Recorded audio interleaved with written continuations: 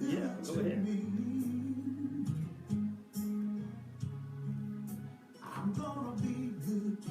Okay, hold on a second, caller. The DJ stepped out. You can hold on until we go live with the talk show, and I'll let you do your shout out. Hold on. Yeah, hold on.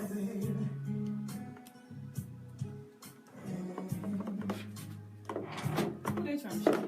I don't know. You know you're live. I may be live, but I'm not saying anything. I may be live, but I'm not saying anything. No, you're not, but I just want you to know that whatever you say and do, people can see it. Can they hear me too? Yes. On Facebook? Yes. Well, hello, Facebook. How you doing? We're waiting on this radio show to begin on WMPR. So stand by. I'll be live on the air momentarily. When you get right down to it,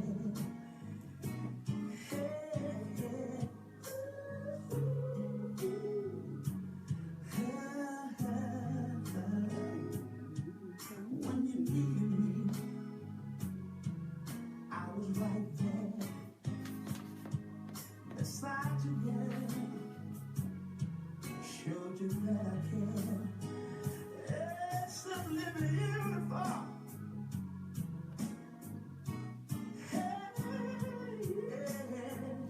So he doesn't have a camera, so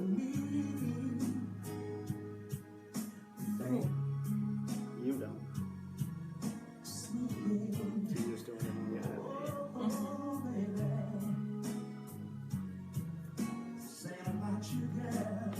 Sometime when you're feeling alone, all you gotta do is call me, baby. Baby, I'm gonna call you name, baby. There's so many good things I can say about you, girl. Oh, baby, yeah. I'm calling on you, baby. It's so beautiful to me, yeah. I love you, baby.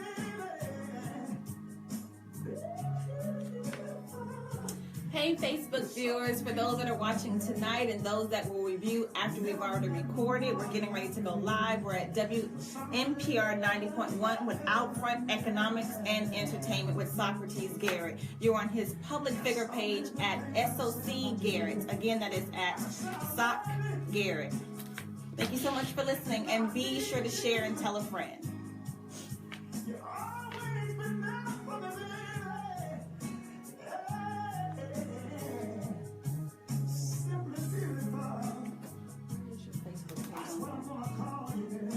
Pull up your Facebook page on here.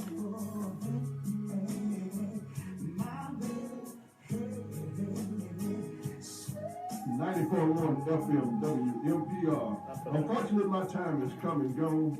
I'm DJ Brother Love sitting in for the Handyman. Handyman will be back tomorrow right here at Blues at Sunset at 4 p.m. So now I'm going to take you over to Studio B with Outfront Economic and Entertainment with your host Socrates Garrett and his lovely daughter Tamika Garrett. Good evening, listening audience. It's always good to be at the studio. It's good to be here on today in a time of celebration where America is celebrating, recognizing America's birthday and her independence. It's a proud thing to be an American, having served this company in the U.S. Army and served it well with distinction. It's good to see so many African Americans flying their flags throughout the communities that I had a chance to go into. We're proud. We're African American, strong and proud to be an American, proud of the United States of America for what it stands for. the greatest country in the world. I wouldn't want to be anywhere else. This country has afforded us so many opportunities and so many luxuries that we take for granted. Just the ability to be on this radio show and speak my mind and tell you how I feel about things is a blessing. And we fought to keep this country free so that everybody would have the opportunity to be heard. So it's a great day. As always, we talk about the economy. The economy is the critical, most important thing in our lives. So we're going to spend a lot of time talking about that. But before we get deep into the show tonight, we just want to thank the Next Level Entertainment Experience for sponsoring the show. I'm going to let Tamika come on now and tell us a little bit about what's going on with Next Level, and then we'll get into the heart of the show for tonight. Tamika. Thank you, Mr. Garrett. So I'll also come back later on, but we wanted to let you guys know that if you have not visited or taken a tour of Next Level, please do so. You can schedule an appointment to do that at 769-447-4518. Again, it's 769-447-4518, and it is just over 20,000 square feet of rentable space all ready for you for weddings, conferences, comedy shows, etc. And our website is nextleveljxn.com. That is nextleveljxn.com. We are located above the police department at the Metro Center Mall. So we look forward to talking to you guys and serving each and every one of you at all of these exciting events that we have coming up. Beginning tomorrow, every Wednesday, J Structure has a lip sync contest where you can win $100 every Wednesday this week. You sign up once you get there, or you can contact J Structure at 601-497-2924. Again, you can contact J Structure at 601-497-2924. It is $5 before 9 p.m. Showtime begins at 10, and again, you can walk away with $100 every Wednesday for this month of July. And the first Friday, they're having a contest where you can win $500. So if you think you're good at lip singing and you have your skit together, you have plenty of time to do that. Come and join us on Wednesday nights and then Friday, August the 4th for the $500 contest. Again, that's every Wednesday at Next Level. We do have some other things coming up. We want to give a shout out to Dr. D. He is at his European tour. So for this Friday and Saturday, as you may or may not know, we have live entertainment. It's a grown experience. We have such a great time. This week, we have the pleasure of having Press Play 601 with Bridget Shields on Friday night and Press Play 601 with Omega Hart on Saturday. There's no charge before 9 o'clock. Only $10 after, and the show begins about between 9:30 and 9:45. So look forward to seeing Press Play with their special guests this Friday and Saturday, as well as next Friday and Saturday, while Dr. D is away and on his tour. Excuse me. All right, so we also have in August, the month of August, we have a women's conference coming up. We're going to give away 2 tickets for that tonight. You can get more information about that at stilettosonthepavement.com. It is their 3rd annual What If Women's Power Experience, and we are very excited about what God's going to do in that atmosphere on Saturday, August the 5th. So let's see. Mr. Gary, you can go ahead and talk a little bit more, and then I'll circle back in a little bit. Well, thank you. As always, there are a lot of activities and lots of things to do at Next Level. But we're going to talk a little bit about the economy. I want you guys to call in tonight and tell me exactly how the economy is working for you. It's crystal clear to me that we have to change the way that we do business in this community and in this country. We have to look at things from different lands. No longer are we able to just conduct business on one side of the aisle. No longer can we just be Democrats. No longer can we just be Republicans. No longer can we isolate ourselves inside of some box. That we have to be free thinkers. We have to do business the way business is supposed to be done. And you got to remember this, that, you know, if we were dependent upon just black folks to do business with us, then most of us would have been out of business 20 years ago. Quite frankly, most of the advertising dollars that support this radio station and support the news print papers that I see are advertisements that are coming from majority community. And it should come from them because they have the most money. They have the most opportunity and can afford to do advertising in our community. It's crystal clear that we got to do that. So what we got to do now is we got to say, I'm going to do business with those people that would do business with me. And I'm not going to hate on anyone. I'm not going to put anyone down. I'm going to lift everyone up, and I'm going to try and do business with my white brothers.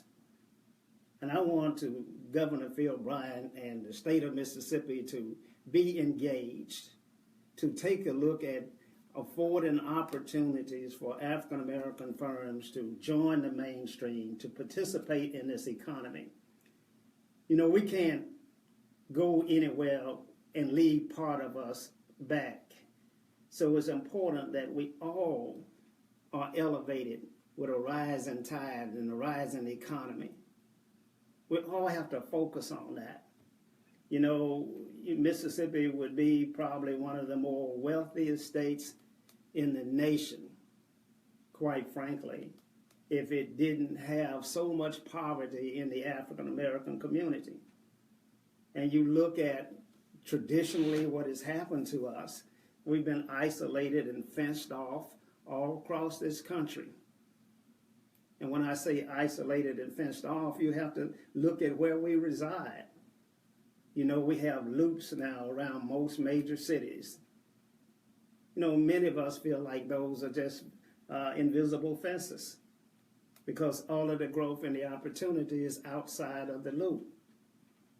Take a look at it. In every city, you got to bypass around the city so traffic does not have to come through Jackson. And that's why, you know, Mayor Harvey Johnson was so opposed to the Byron Clinton corridor, because he felt like it would take all of the traffic around the city of Jackson. And so he didn't feel like that would be good for the city. As a region, I think it would be a tremendous opportunity for businesses to grow as a region.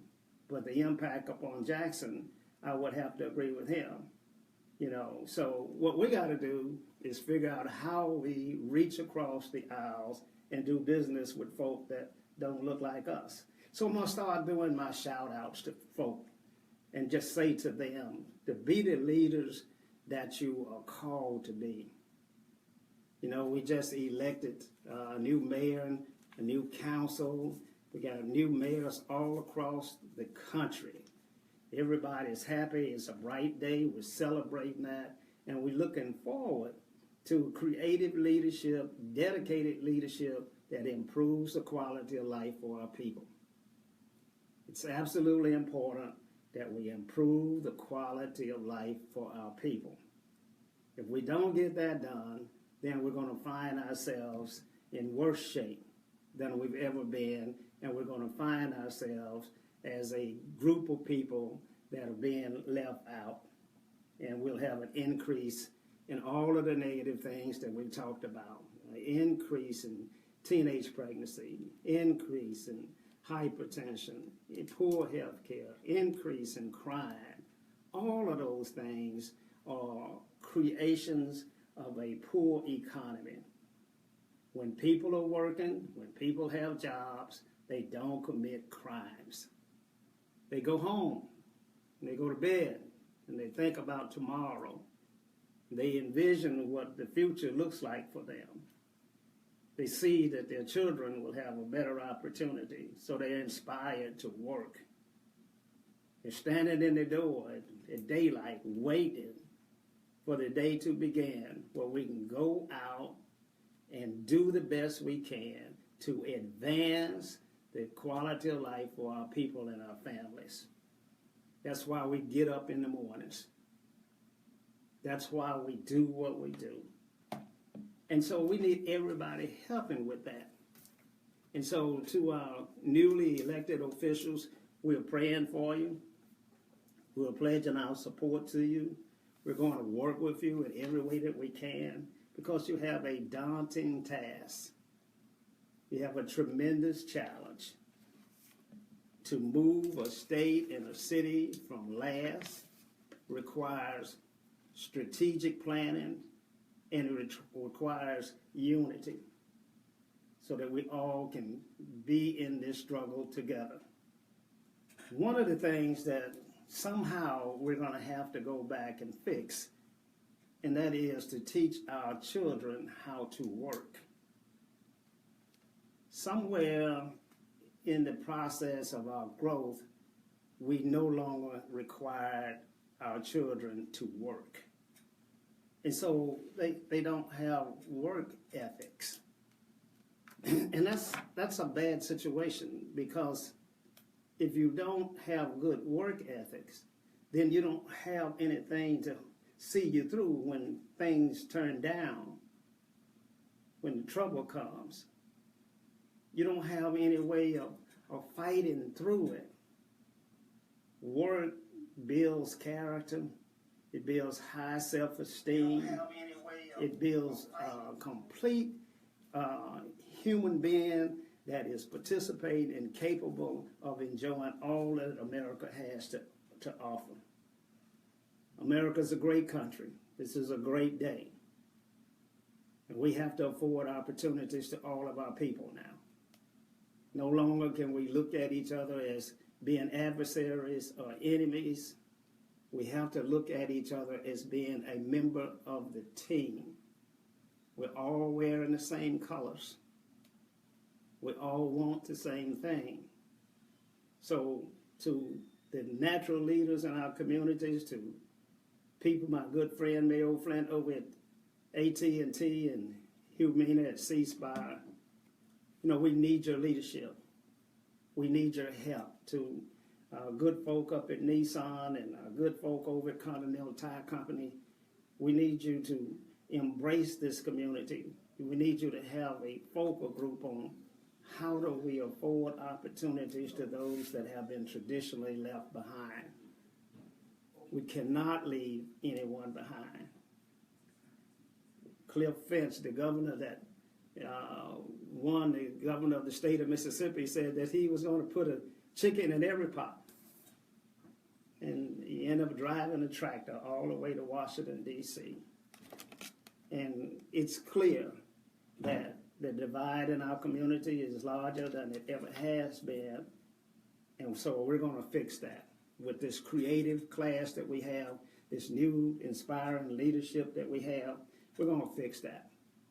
We're going to say to those that are willing to work, that want to work, that there are going to be opportunities for you to do so. We got to bring in industry. We got to recruit African-American businesses from other areas of the country. We got to go on trade missions to find industry to bring jobs right here in the heart of Jackson, Mississippi.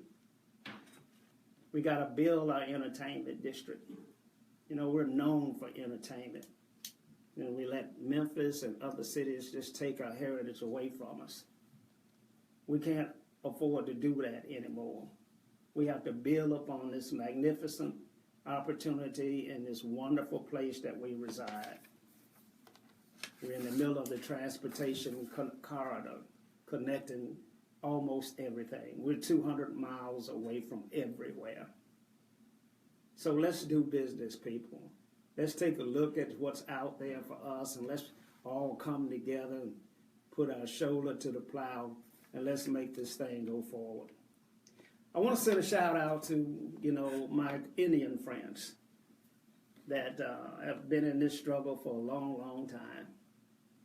And I'm talking about Chief Phyllis Anderson, and I'm talking about my good friend Beasley Denson, that have picked up the torch and carried it on from where Chief Martin began, and doing wonderful work up there in building the economy, raising the level of education and opportunities for the Choctaw Nation. Many of us don't know Mississippi history. And at some point in time, we have to understand history so that we can understand how to move forward and how not to repeat it, and how harmful history has been, but at the same time, what a wonderful opportunity we have to correct it at this point. And so we'll teach history. Our young folk probably don't know as much history as they should, because they don't have those struggles that we had. So when I talk to them about the Trail of Tears, and I talk to them about the struggles of the Indian community, and how it has endured unbelievable hardship in order to try and maintain just the race itself. I had the opportunity to be born in Madison County, right next to the Dancing Rabbit Creek. And this is a historic monument inside of our state. And so we have to understand that. So I remember I had one conversation with Governor Haley Barbour. And that conversation, like it was when we all grew up in the country, the first thing you say to somebody is, tell me, who are your folk? Where'd you come from? Who are you? And so he began to tell me that, that his great-granddaddy was Greenwood LaFleur. And I said, oh, okay. Well, we certainly know that that's who signed the treaty to move the Indians out of Mississippi. It's because, as Haley put it, they offered all of the Indians 1,000 acres of land, or some number like that, but the Indians didn't feel like they were getting a good deal to have someone give them 1,000 acres of land when they owned all of the land in the first place. And so many of them refused to do that, and those that refused got marched out of here to Oklahoma. And so when I go into Oklahoma City now, I see a lot of our relatives and our neighbors over there that had to move on. Those that didn't get marched over to Oklahoma hid out down in the swamp next to the Pearl River, from Lee County all the way down to Madison County. My grandfather's house split the line in Madison County and Lee County. So he paid taxes in Lee County, but half of his family actually went to bed in Madison County. And so, but they were down in the swamp where there were no roads. You couldn't get out of there when it rained. You had to leave the wagon way up on the hill to try to get out of there. There was no health care. There were no doctors. There was not anything there that we enjoy today. But the one thing that they did have was the sense of self-pride, in that they grew everything that they needed. They grew their animals, their cows, their food, their vegetables. They made their quilt, they made their clothing, some of it out of croaker sacks. They made everything, and they were completely self-sufficient. They made their own alcohol, they made their own wine, and they were sustaining, so they had no need to come from down there.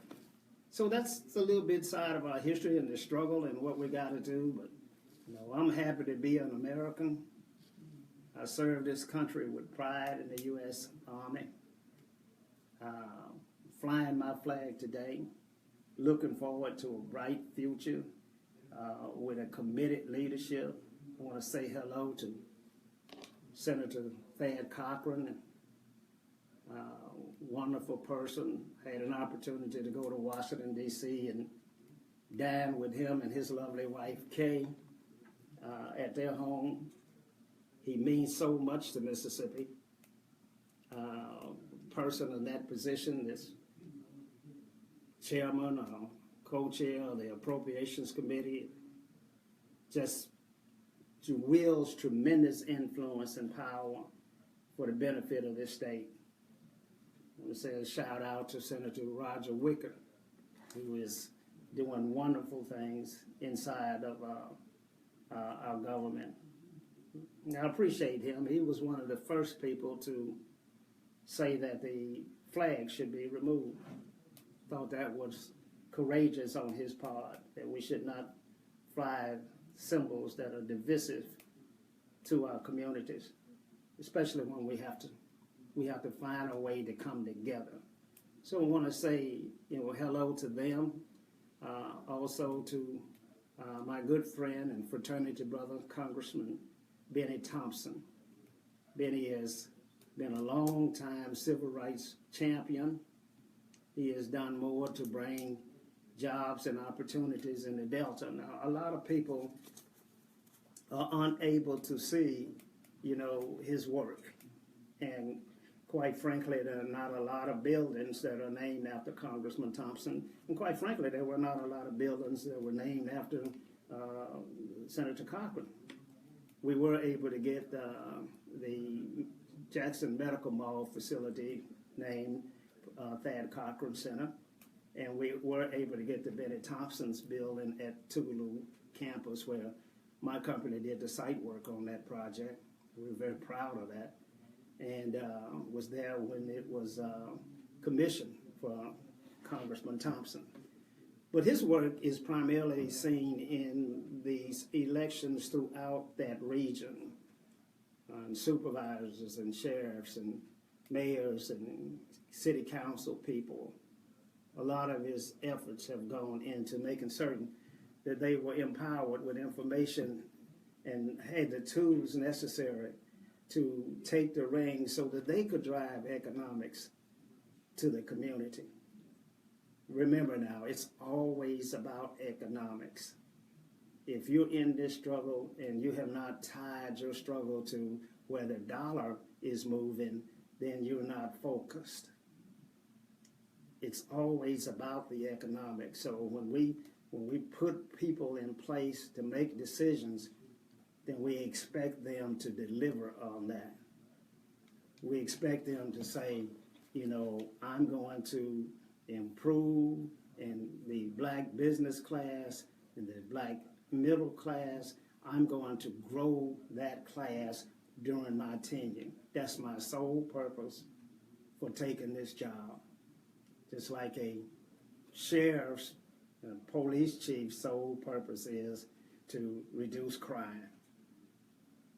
That's their focus every day. Chief Vance gets up, he's wondering about how can he reduce crime in Jackson, Mississippi.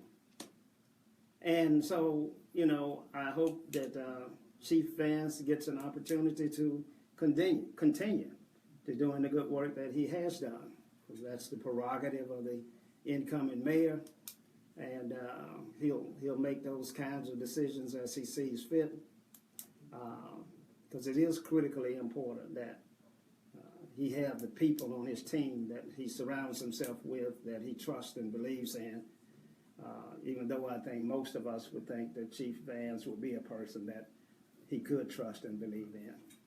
So, it's time for us to just come together, celebrate our rich heritage, our African-American heritage, but also our American heritage. And remember that we fought hard for this country. We fought hard to build this city that we live in. We've contributed and made great contributions to society. The African-American contribution is untold. Too many of us just don't recognize and appreciate the significance that we've had upon society.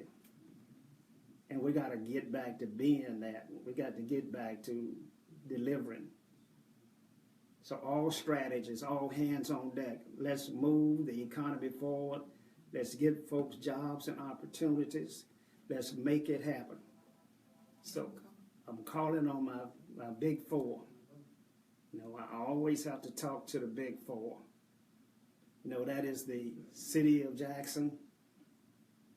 That is the Hinds County, Jackson Public Schools, and the Airport Authority. We have over $1 billion moving through this economy. Hello, caller, you're on the air. Try again. Are you on the air, caller?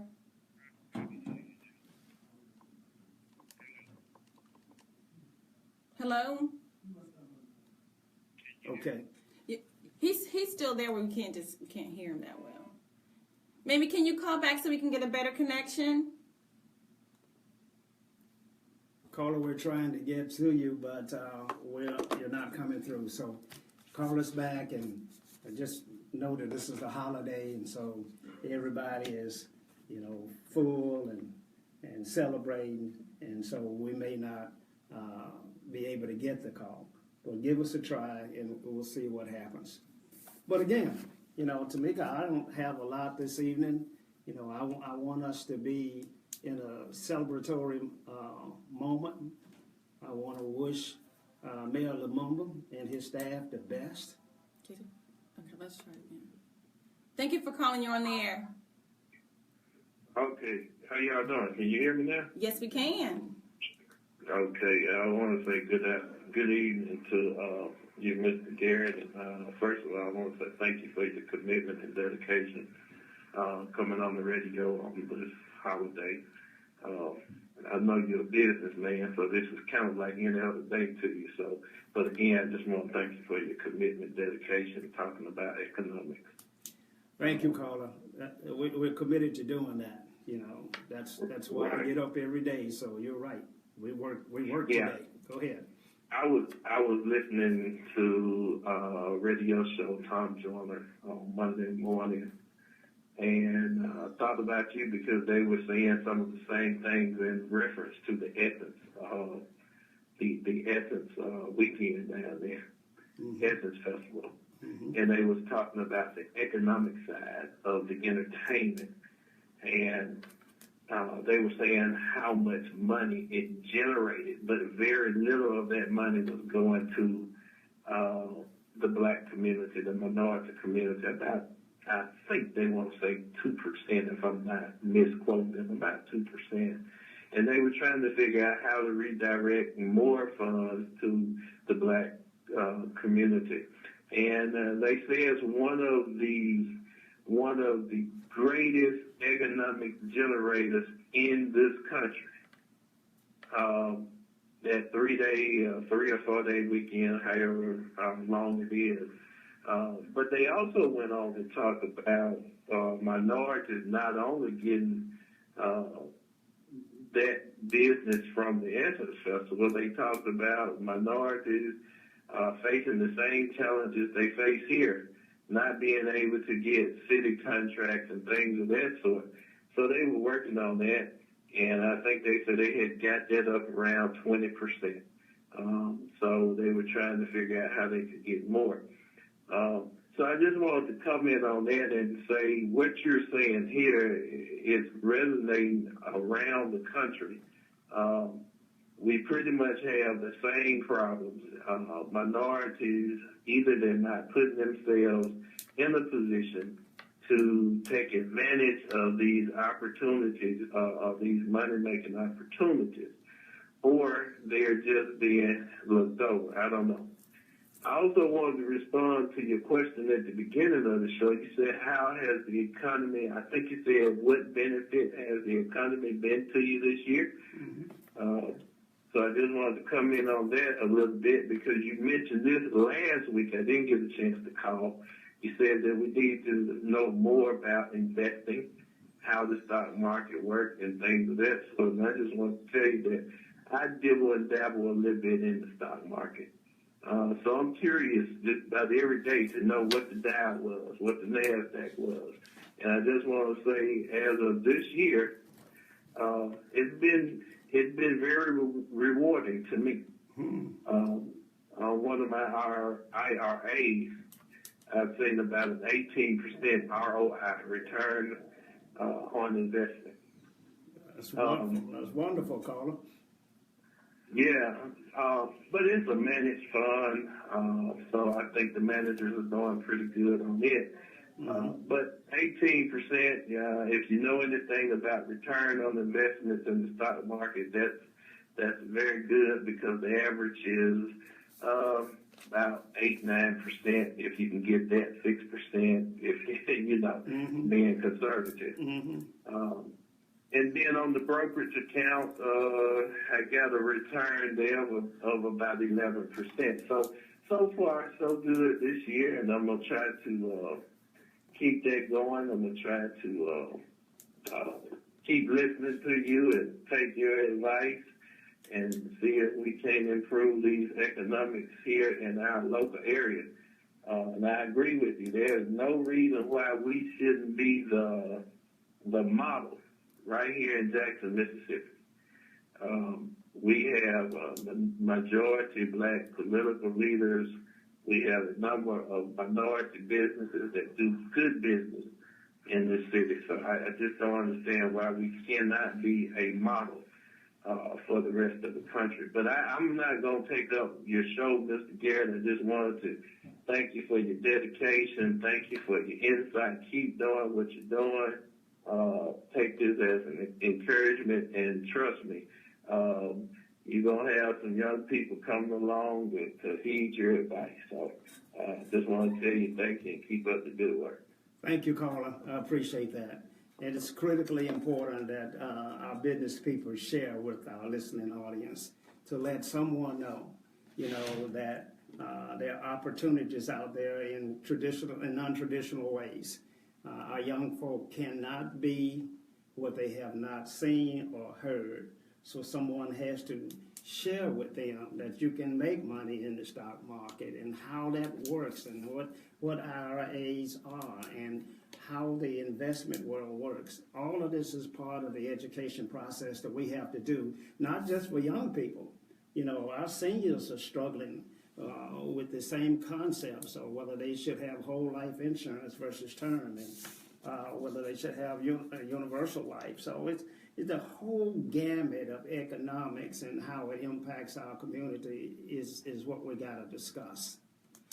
Carla indicated that, there was some 18% return for him this year, and that's remarkable. That's wonderful. But I go back to when I started in business in 1980, I borrowed $300,000 from International Paper Company out of New York City. And the interest rates at that time was 18%. Now, as a young business person, and I'm going to share with my listening audiences that are out there that are thinking about going in business, I didn't know that if my interest rate was 18%, that it was almost impossible for me to be profitable in business, because business wasn't lucrative enough to cover the 18% interest rate.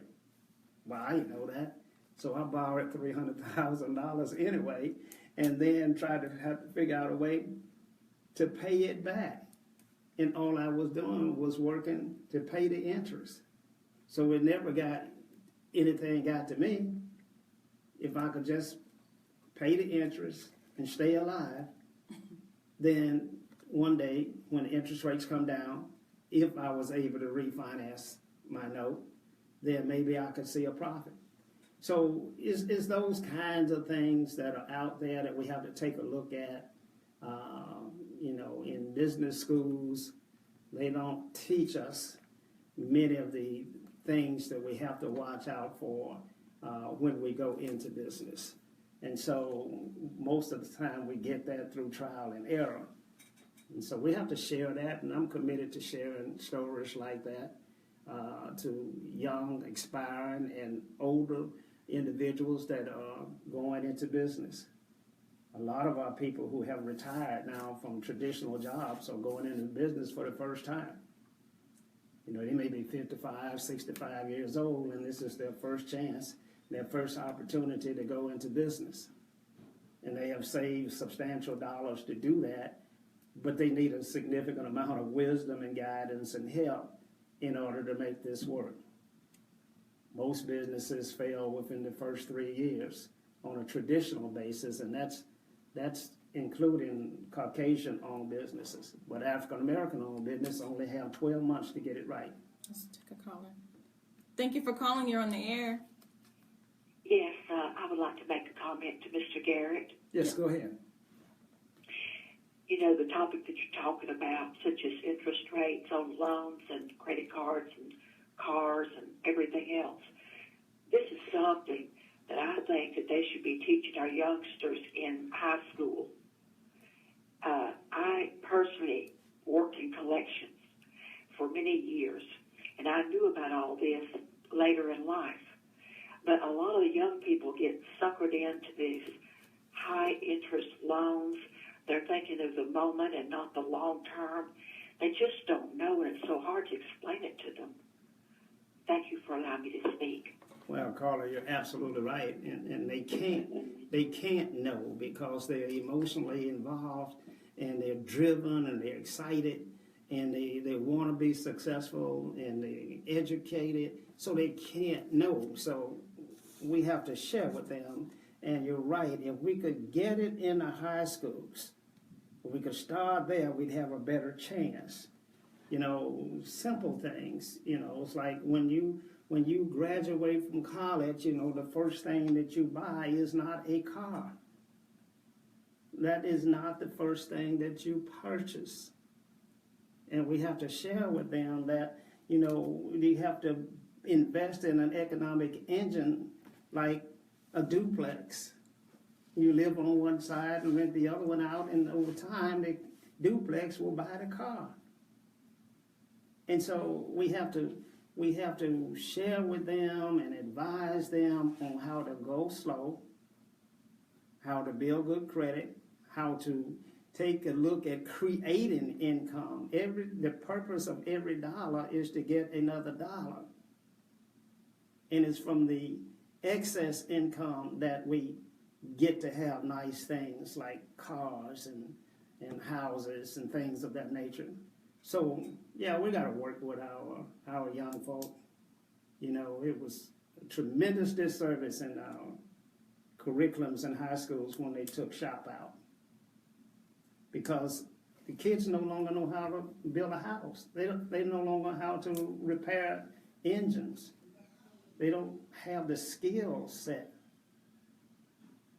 And the problem I have is that our children don't have skills, and they don't have work ethics.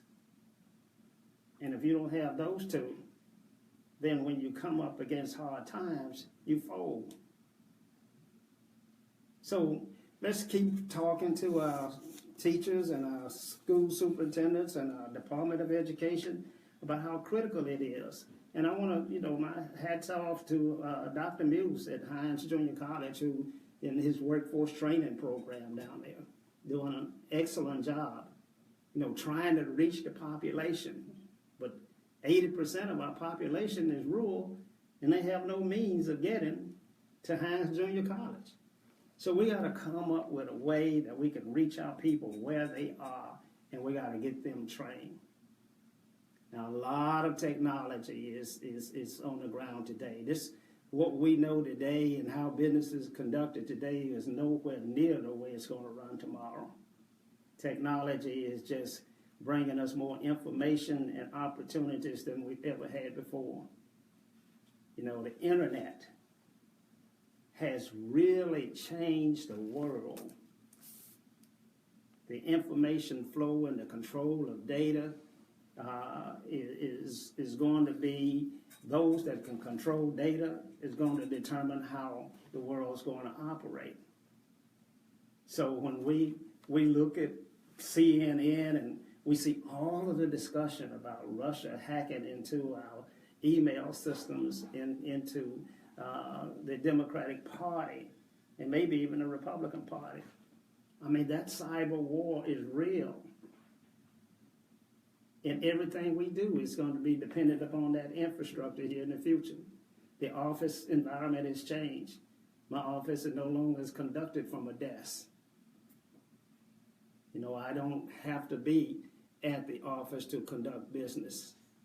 So I don't need the huge overhead of the bricks and mortar that I used to have. You know, we run now on platforms called Share 360. That means everybody in the country, anywhere, is looking at the same data on our website. So we have offices in Florida and Illinois. We're all looking at the same data as if we were sitting in the same office. When you call my office now, for example, you know, it rings in my office, but it forwards it to my cell. So whether I'm out in the field location or whether I'm on the golf course, you know, my phone rings as if I were sitting there at the office. So I never have a need to miss anything. And so we have the ability to compete now, and the playing field has been leveled in great ways. We're watching this radio shows and this internet TV. That's the wave of the future. The traditional stations that you see, like NBC and CBS, are going to be in serious decline. Because frankly, I don't think I have watched a local television station in the last 5 years. And so the way Americans get their information, they get their data, is changing. We look at our young folk, if you want to know where they are, you know, from 16 to 25 years old, they are all on Snapchat. 25 to 30 years old over on Instagram and Twitter. 45 to 80s may be hanging around with Facebook. So we got to know where the data is, because those are our customers and our clients and our families. And so we have to be up to date on how data is being transmitted and on what platforms are we going to operate on. Like this program now. You know, I'm sitting here in Jackson, Mississippi, but I'm certain that I have listeners in Minnesota. Carol from Chattanooga is sharing it right now. Thank you. We have listeners all across this country. And as the caller said earlier, we all see the issues pretty much the same. We see that it's the economy. We see that African Americans have to learn how to control their economy. We have to be able to at least take advantage of opportunities where we've enjoyed political success, and at least take advantage of opportunities where we've dominated the entertainment industry.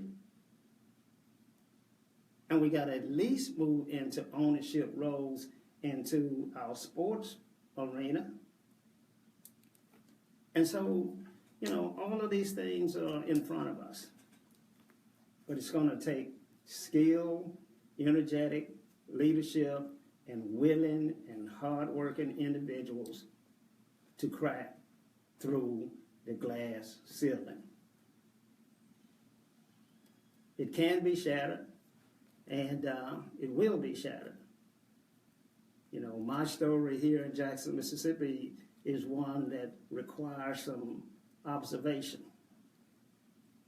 And we need to learn from it. You know, it's not about me, but you have to build a business that has the capacity to work in a specific environment, like water and sewer, tremendous infrastructure requirements. Our firm is the largest firm, African American owned, that works in that environment with the bonding capacity, with the equipment, with the tools, with the history, some 35 years. And the commitment to the community. We're staying here. We're not getting the work and leaving. And the commitment to the community. Those firms and firms like that have to be a part of the discussion on how do we move them to the next level. Not how we tear them down. How do we move them to the next level? And so, it's critically important that we all get to the point that that's what we're trying to do. And then once we get to the next level, how do we make absolute certain that subcontractors and other small businesses are being able to catch a ride in that transaction? It's critically important. And that's why I say to all our leaders now and to our community, we got to develop the business. So when we say we want minority participation, we're saying we want that so that the business grows to a point where it doesn't have to participate, it becomes the prime. You have to fight through it. When I first started out, I was a subcontractor to Hemp Hill Construction Company, one of the larger white firms here in the region. But, as we began to bid against them, then we no longer got subcontract opportunities from them. Imagine. So, and that's because their commitment and their understanding was shadowed, and they didn't understand that as I grew and was able to compete for more business in that same arena, that we enlarged the pie, we didn't make it smaller. Because the amount of business that they were getting inside of our state is small in comparison to the business that was going outside of the state. So we can't get blindsided by fighting for crumbs. We have to let people leapfrog. We have to be a stepping stone for others to get to where they're going. One of the things I recognized early on in my career with Xerox is that I was sales manager, branch sales manager, training manager, probably everything you could be. And one of the things I realized that for me to get promoted and to get a salary increase, I had to promote the people that were underneath me. So I said, okay, yeah, I'm going to promote this person to sales manager's job, and I'm going to pay them more than I'm getting paid. Now, the interesting thing that happens when that happened was that I could no longer make that same salary because I moved that person ahead of me. Then the company knew it had to move me ahead. So we kept advancing others, which made in turn advance yourself. If I'm making a sales call on a client and my competitor is African American, I'm not tearing them down. I'm saying what a wonderful person, what a great business, what a great reputation the firm has, and they've done a great job in this community. And then I go on to promote the things that I have done and what my business stands for. And customers will appreciate that. So, it's been a lively show. We're going to continue to bring our message to this community. We're going to continue to work. We're going to continue to support effective leadership. Effective leadership. And remember the role that we all have. We have a tremendous influence on young folk in our community. And we got to take that influence and we got to make it work. The little things that you say and do, the encouragement means so much. Sometimes it can be the difference in someone making it or not making it. Call in and say, we appreciate what you do. That means a lot. Same thing with your staff, your employees. If you tell them that you appreciate what they do, it means a lot. They'll work extremely hard for you. I check my position in my organization all of the time in the construction business. And one of the ways that I check that is that if I have a crew of construction workers early in the morning, well, we always have our morning meetings, 6:30.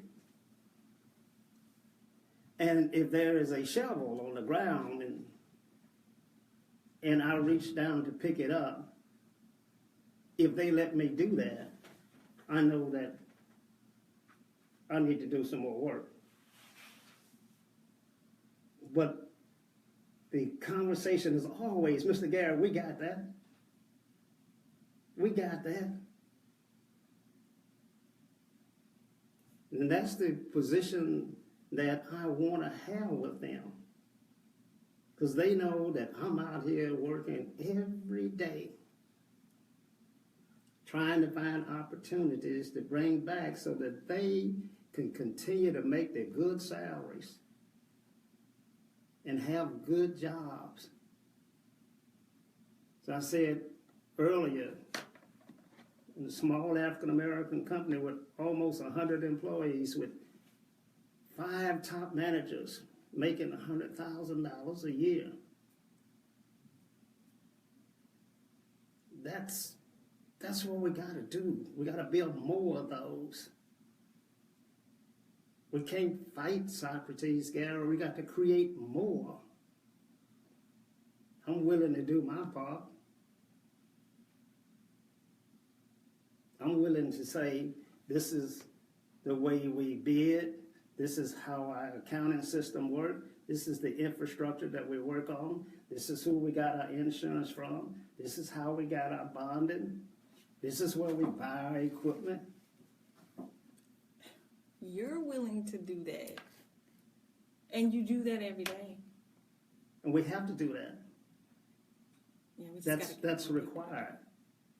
That's required because if I can get a stronger, better, more mobile, efficient black business class, we all are going to move up. We all are going to say to the state of Mississippi, look at all of the underutilized capacity that we have in our community. You can't deny 10 where you were able to deny 1. We all will move up. Build strength, build capacity, teach, help, assist, bond, make loans, loan equipment, do whatever you can. You will be recognized and your business will be stronger.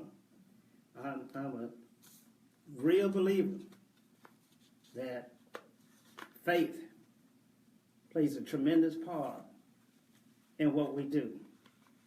And while I may not see a return from those that I've helped, I'll see a return from those that are helping me that I did not even know. As I said often, all of us are one relationship away from a life-changing experience. One relationship. One committed leader. One committed body. One committed group or association. So if my phone rings tomorrow and it's Full Gospel Fellowship leader, and he says, Brother Garrett, we want you to build churches in our network. I wouldn't be surprised. I won't be surprised if a guy that owns a chain of Wendy's in Memphis, Tennessee, picks up the phone and calls me and says, I want you to do all my site work. That wouldn't surprise me. And so we're one relationship away. You know, when New Horizon moved up on the hill on Ellis Avenue, 2009, I believe. And I looked at the old shopping center that used to be Sack and Save with my bishop, Ronnie Kruder.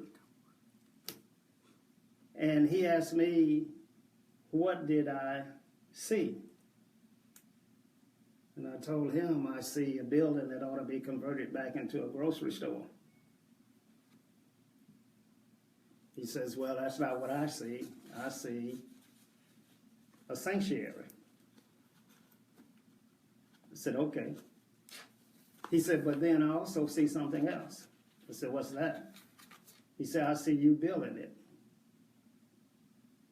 And so my company had not done vertical work before. I said, okay, we're a general contractor, we can do that. And so we built that facility. We're very proud of it, the quality of work that was done there.